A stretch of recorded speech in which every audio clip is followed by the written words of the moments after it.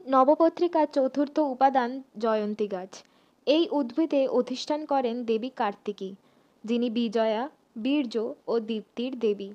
দেবী কার্তিকীকে আমরা সাধারণত পুরুষ রূপে কার্তিক হিসেবে কল্পনা করি, কিন্তু নবপত্রিকায় তিনি প্রকাশ পান এক নারীরূপী বিজয়া শক্তি হিসেবে। জয়ন্তী গাছ, যেটি বহু ক্ষেত্রে ঔষধি গুণে সমৃদ্ধ, সেই গাছে যেন লুকিয়ে আছে বিজয় ও আত্মবিশ্বাসের বার্তা। দেবী কার্তিকী হলেন সেই শক্তি, যিনি বাধা পেরিয়ে এগিয়ে যেতে শেখান। তার রূপে আছে ধৈর্য, বুদ্ধি, যুদ্ধ কৌশল আর আত্মবিশ্বাসের দীপ্তি। জয়ন্তী মানে যিনি সব যুদ্ধে জয়ী। আর প্রকৃতির এই গাছ যেন বলে, প্রকৃত বিজয় বাহ্যিক নয়, বরং অন্তরের দৃঢ়তায় নিহিত। এইভাবেই নবপত্রিকায় জয়ন্তী গাছ আমাদের মনে করিয়ে দেয় দেবী দুর্গার বীর্য রূপ ঠিক কতটা শাশ্বত, শক্তিশালী এবং কোমল।